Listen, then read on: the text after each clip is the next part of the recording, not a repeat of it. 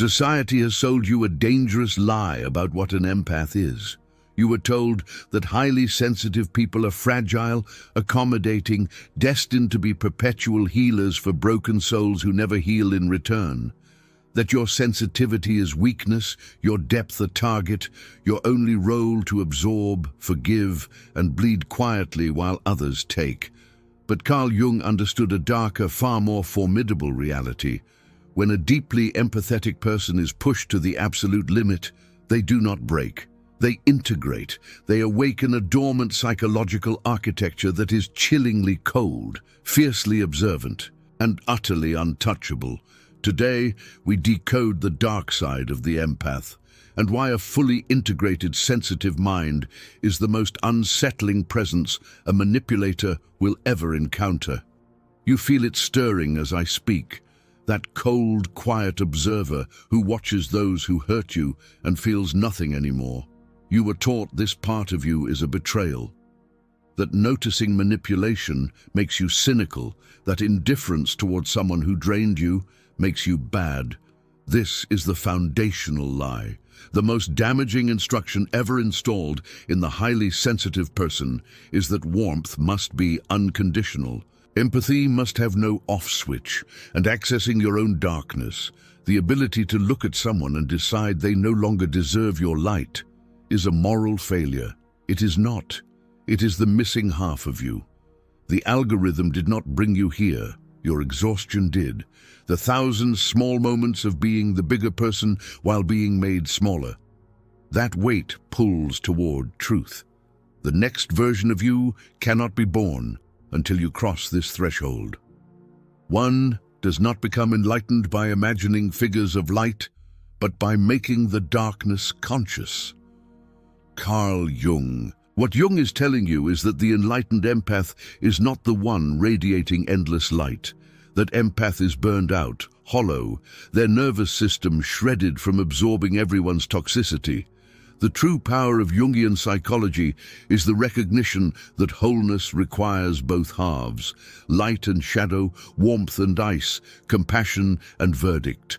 Society strategically trained you to develop only the giving, absorbing, forgiving half, and demonized the half that observes coldly, withdraws permanently, issues silent judgments, and walks away without explanation.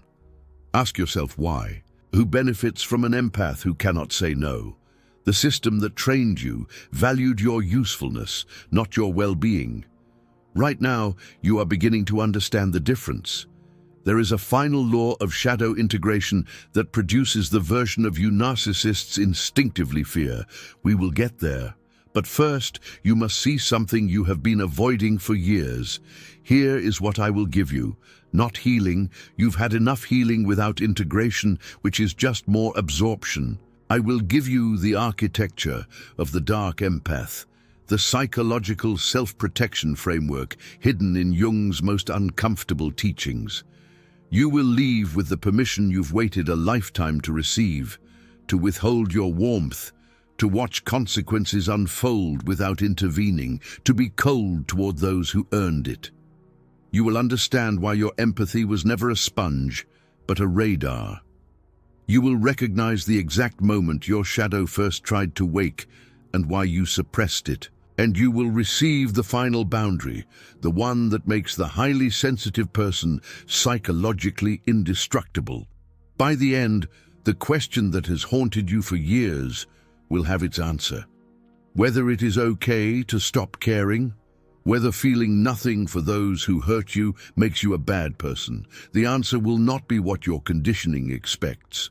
If these ideas resonate, hit subscribe for more top-tier content. Drop Shadow Awake in the comments so I know you're ready. Let's dive in. The first deception you must dismantle is the sponge. You were taught, somewhere very early, that being an empath meant being absorbent, that your role in any relationship was to take in the pain of the other person and process it for them. To feel their feelings so they would not have to carry what they could not carry. This is not empathy. This is unpaid emotional labor disguised as a personality trait. Empath psychology, when understood correctly, has nothing to do with absorption. The actual structure is closer to a finely tuned instrument, a radar, an intelligence-gathering apparatus. Highly sensitive person traits are not designed to make you a vessel for other people's chaos.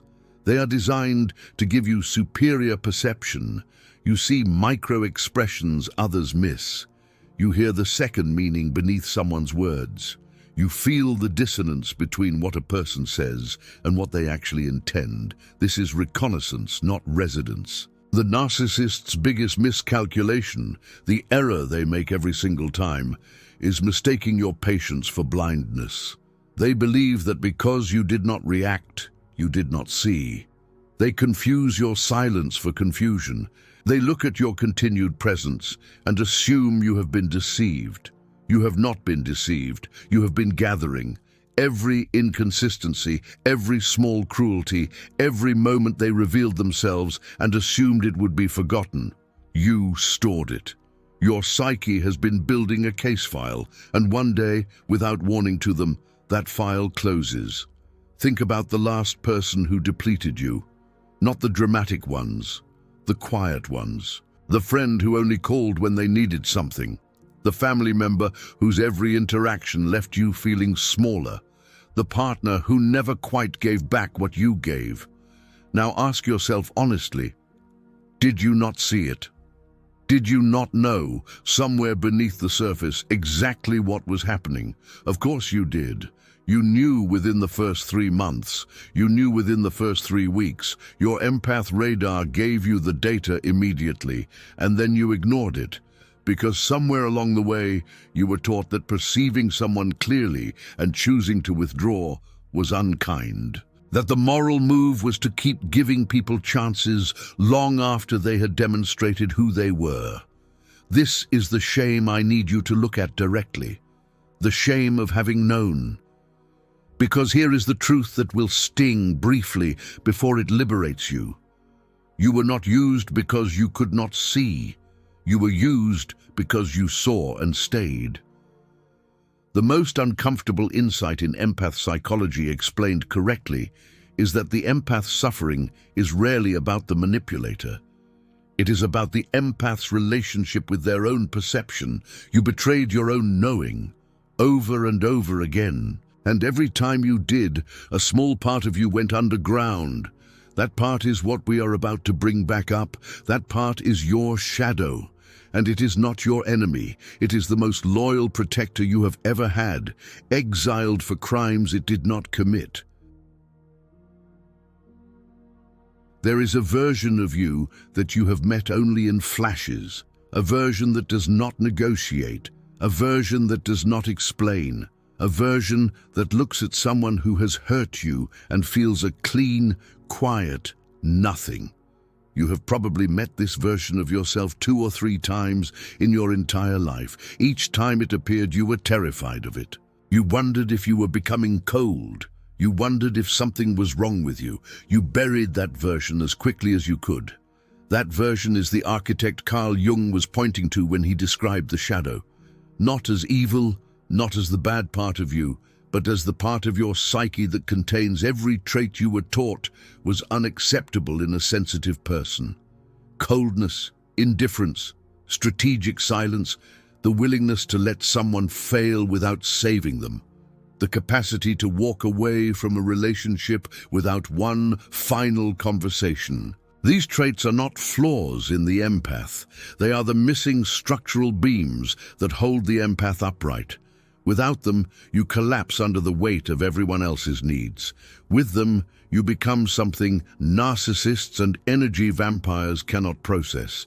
They have been trained through years of practice on a specific type of empath, the endlessly forgiving kind, the kind that always comes back, the kind that always wants to talk it through, the kind whose guilt can be activated with a single text. When that empath integrates the shadow, when the dark empath traits come online, the manipulator's entire operating system fails.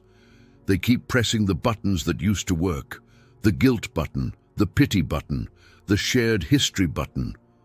Nothing happens. The lights are on, but the door is sealed.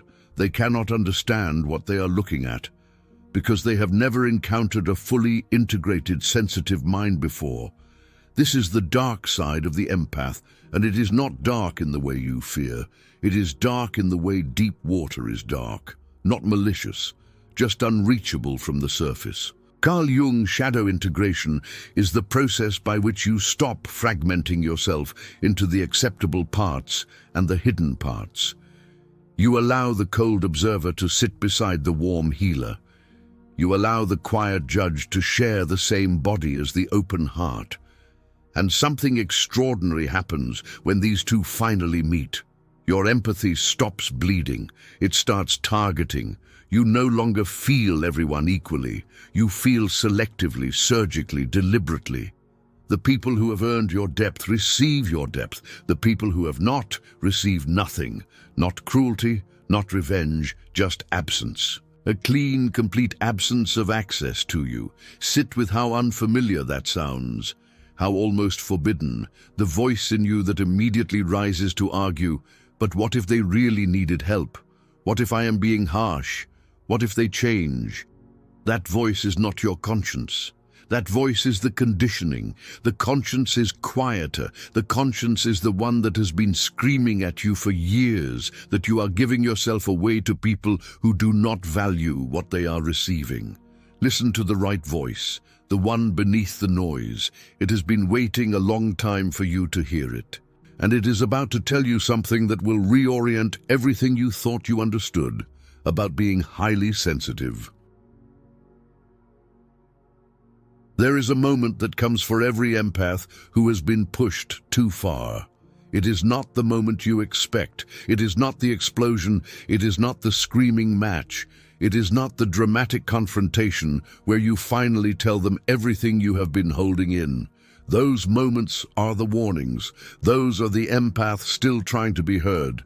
The actual moment, the one that changes the architecture of your psyche permanently, is silent. It happens when you are alone. You might be driving, you might be making tea, you might be lying in bed staring at the ceiling at 3 a.m, and without warning, a switch turns off inside you. Not anger, not grief, not even disappointment, just a clean, quiet, permanent shutdown of access. The person who has been draining you for months or years, sometimes decades, becomes, in an instant, someone you no longer feel anything toward. Not hatred. Hatred is engagement. This is the cessation of engagement. They are still alive in the world. They may still text you, they may still appear in your life, but the internal door is closed and it will not reopen. Empath burnout signs lead up to this moment. The exhaustion, the intrusive thoughts, the sudden allergies to their voice, the body's quiet rebellion against your continued tolerance. But the snap itself is not burnout. Burnout is the empath still trying. The snap is the empath done trying. And here is what almost no one tells you about it. The snap feels frightening at first because you think it means something is wrong with you. You think you have become heartless. You worry that you have lost your capacity to love. You have not. You have lost your capacity to be exploited. These are not the same thing, though your conditioning will try to convince you they are. Carl Jung's psychology has a name for what is happening in this moment. It is the activation of the integrated shadow. The cold observer, exiled for years, has finally been granted full citizenship in your psyche. And she is not interested in revisiting old debates. She is not interested in giving people another chance. She has watched silently for years while the warm part of you was being depleted. She kept records. She remembers everything. And when she finally takes her seat at the table of your decision-making, the people who have abused your warmth lose access to it forever. This is why narcissists become so unhinged when an empath finally goes silent. They are not reacting to anger. They could handle anger. Anger is familiar. They are reacting to something far more disturbing to them. The experience of being looked at by someone who used to see them as worth saving and now sees them simply as a closed file. The most disturbing experience a manipulator can have is being treated like a stranger by someone who used to love them. It tells them without a single word that they have been weighed and measured and found unworthy of further investment. There is no argument they can make against this verdict, because the verdict was not delivered in words, it was delivered in absence. Notice what just happened inside you as I described that. Something steadied, something that has been waiting a long time to be named just heard its own name. Keep that feeling. We are about to use it. You need to understand something about the consequences of integration, because this is where most highly sensitive people get stuck. They access the shadow briefly, they experience the relief of finally not caring about someone who hurt them, and then the conditioning reasserts itself. The guilt floods back in. The internal voice starts whispering that you are being unfair, that you are being cold, that real love would forgive again, that a good person would give one more chance. This is the test, this is the gate, and almost everyone fails it. They fail it because they cannot tolerate the discomfort of holding a verdict against someone they used to love. They reopen the door, they invite the draining dynamic back in. And within weeks, they are exactly where they were before, only more exhausted, more confused, and more convinced that something is fundamentally broken about being an empath. Nothing is broken. You are simply trying to operate with only half of your psychological architecture installed. The cold verdict is not cruelty. The cold verdict is the natural function of a fully integrated, sensitive mind. When the radar collects enough data, when the pattern is undeniable, when the person has demonstrated who they are repeatedly across enough contexts, the verdict simply happens. It is not a choice you make in anger. It is a recognition you arrive at in stillness, and the verdict once arrived at does not require defense. It does not require explanation. It does not require a final conversation. The empath who has integrated the shadow does not give closing statements.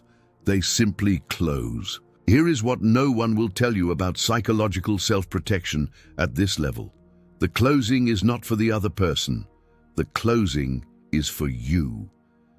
Every conversation you have with someone who has demonstrated themselves to be draining is a small donation of your finite life force to someone who has never reciprocated. The integrated empath understands that the most loving thing they can do for themselves is to stop confusing access with intimacy. Just because someone knows you, has known you for years, has shared experiences with you, does not entitle them to ongoing access to your interior. Access is not a permanent right. It is a renewable privilege, renewed daily by how someone treats you. The moment they stop renewing it, your shadow self closes the door, not with announcement, not with confrontation, just with the quiet finality of a system that has finished evaluating and reached its conclusion. And let me say something specific now, because I know what you are afraid of as I describe this. You are afraid that becoming this version of yourself will make you unrecognizable to the people who love you genuinely. It will not. The people who love you genuinely will experience this transformation as a deepening, not a coldness. Because the same instrument that closes doors permanently against those who deplete you is the one that opens with extraordinary depth and presence to those who do not. The integrated empath does not love less. The integrated empath loves with surgical precision. The warmth that used to be distributed thinly across everyone who demanded it now concentrates into the few who have actually earned it. Those few will receive a version of your love that the diluted version never could have provided. This is the reversal that breaks most people's understanding of what being highly sensitive means. The truly sensitive person is not the one who is available to everyone. The truly sensitive person is the one whose availability is so calibrated, so selective, so precise, that the few who receive it experience something most people never experience in a lifetime. Not everyone reading this will be able to hold that. The conditioning is too strong in some. They will continue to confuse availability with virtue, but you are still here, still listening, and that means something specific about who you are becoming. Now we move from understanding to architecture, from insight to installation, because none of this matters if it remains philosophical. The integrated empath does not just think differently, they operate differently. Their nervous system functions differently. Their decision-making process becomes structurally distinct from the unintegrated empath. There are specific markers, and you are going to recognize them, because most of them are already half-formed in you, waiting for permission. The first is the redefinition of empathy itself. Empathy is not a sponge, it is a radar, an intelligence-gathering tool, not a place for parasites to live. When you hear someone's story, the integrated empath does not absorb it. The integrated empath analyzes it. What is this person revealing about themselves through how they tell this? What pattern is emerging? What inconsistency is showing up between this telling and the previous one? Are they describing themselves as the victim of the same dynamic in every story they tell, across every chapter of their life? That is data. The empath who has not integrated will simply feel the emotion of the story. The empath who has integrated feels the emotion and reads the structure simultaneously. This is dark empath traits expressed in their highest form, not cruelty, not coldness, just sight that refuses to be turned off in service of someone else's comfort. The second marker is the permanent dismantling of the over-explanation reflex. The unintegrated empath explains everything. They explain why they need rest. They explain why they cannot help. They explain why they are upset. They explain themselves into exhaustion, because some part of them believes that if they explain just clearly enough, the draining person will finally understand and stop draining them. They never do. The integrated empath has retired from the explanation business. No is a complete sentence. So is silence. So is the unanswered text. So is the declined invitation without a stated reason. This is not rudeness. This is the recognition that explanations are only meaningful to people who are operating in good faith. To those who are not, explanations are simply more raw material they will use to refine their next manipulation attempt. The third marker is the calibration of warmth. Your warmth, your depth, your willingness to be fully present with another human being, this is the rarest resource you possess. It is not infinite, it is not refillable in the quantities the world demands of it. The integrated empath treats this resource the way a serious investor treats capital, with deliberate allocation, with patience, with the willingness to keep it uninvested for long periods rather than deploy it into relationships that do not return value. You stop spending your warmth on people simply because they demand it. You start spending it on people who have demonstrated through behavior over time that they will steward it well. Notice that I said behavior over time, not promises, not declarations, not how they treat you in the first 3 months. Behavior over time. This is how the radar refines itself, by insisting on evidence rather than performance. Imagine for a moment the version of you that has fully internalized this. You wake up and there is no one in your phone you owe an explanation to. You move through the day without performing accessibility. When someone reaches for your time, your nervous system runs a quiet calculation and the answer comes from somewhere deeper than guilt. Your home is quieter not because people have abandoned you, but because the ones who needed your depletion to feel comfortable have quietly removed themselves. The ones who remain are people who match you, people who give as freely as you do, people whose presence does not cost you anything. You catch your own reflection at some point in the day and you do not recognize the exhaustion that used to live in your eyes. It is just gone. And in its place is something almost unsettling in its calm, a steadiness, a presence that was always supposed to be yours and somehow was never allowed to settle in. This is not a fantasy. This is 6 months from now if you stop reopening the door. Before we close this, there is one final boundary I need to give you, because without it, everything we have discussed remains theoretical. This is the boundary that separates the empath who has read about shadow integration from the empath who has actually undergone it. It is the boundary against your own self-betrayal. Everything I have described so far has been about how to relate to other people. The narcissists, the energy vampires, the draining dynamics. But the deeper truth of empath shadow work is that the primary boundary you need is not with them. It is with yourself, specifically with the part of you that keeps reopening doors that the integrated self has already closed. This is the part of you that, 3 weeks after going silent on someone who hurt you, starts to wonder if you were too harsh.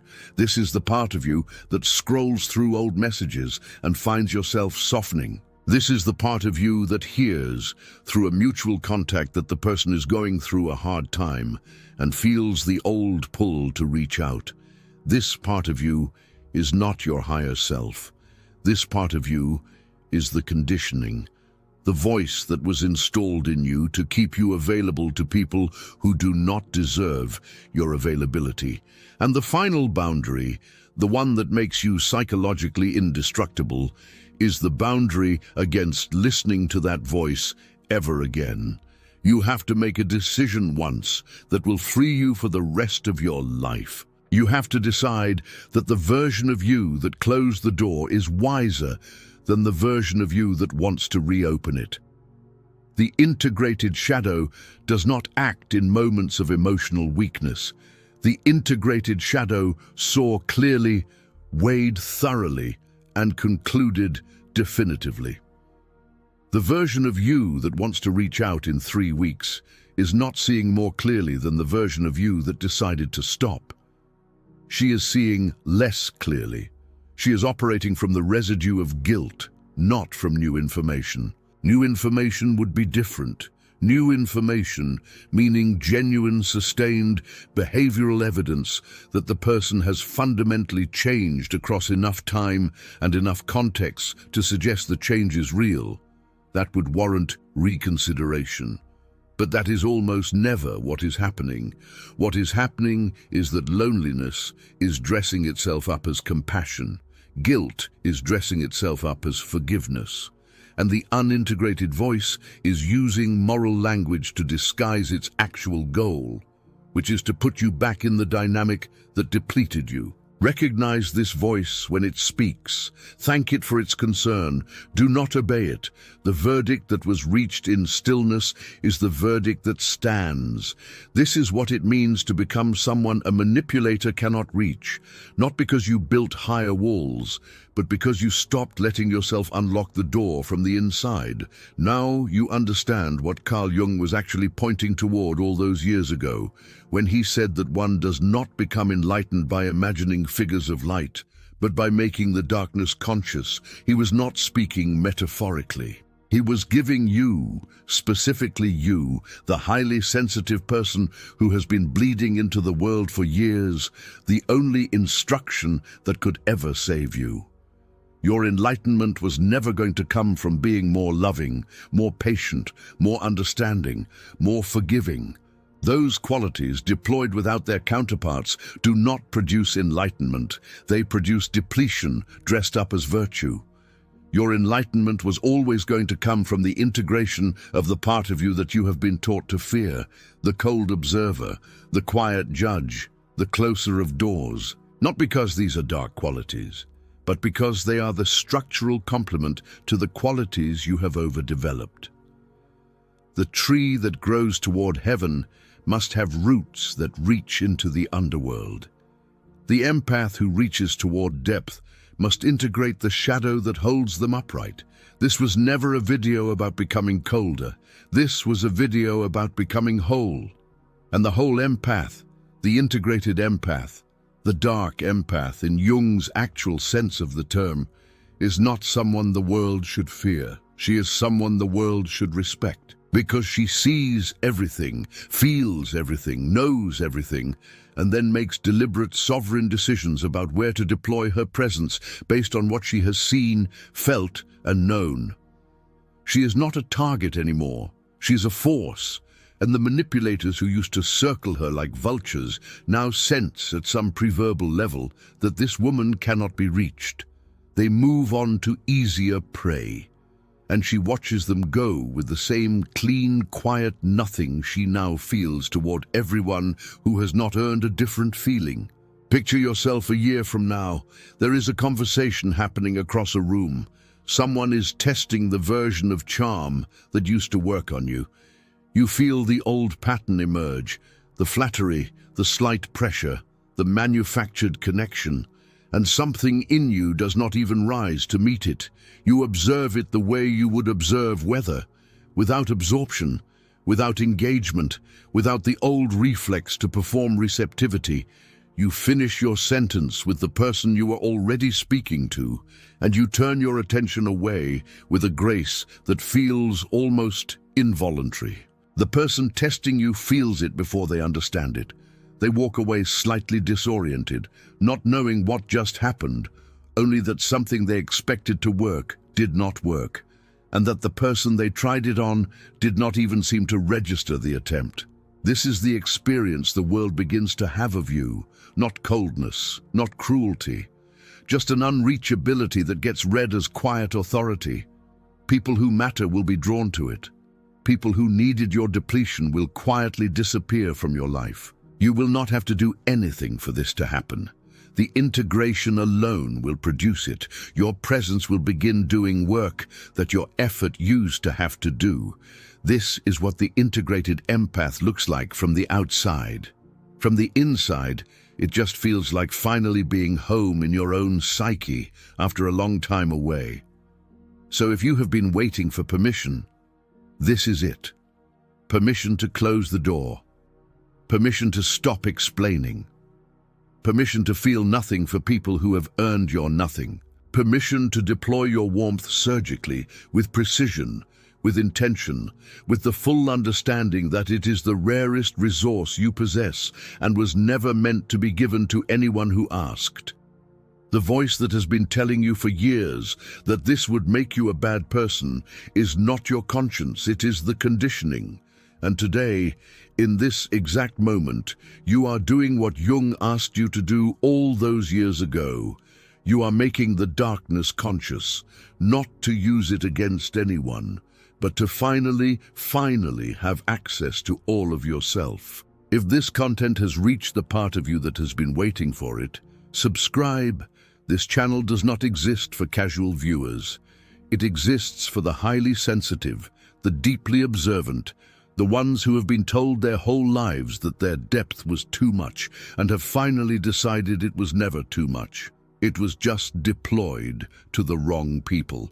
Subscribe so that the next installation in your psychological architecture finds its way to you. There is more being built here than a channel. There is a quiet alliance forming among those who have stopped explaining themselves. And whatever you do, do not stop now. The on-screen video matters more than you think. Trust me, you do not want to miss it. I will see you there. See what others miss. Know what others fear. Become who others can't.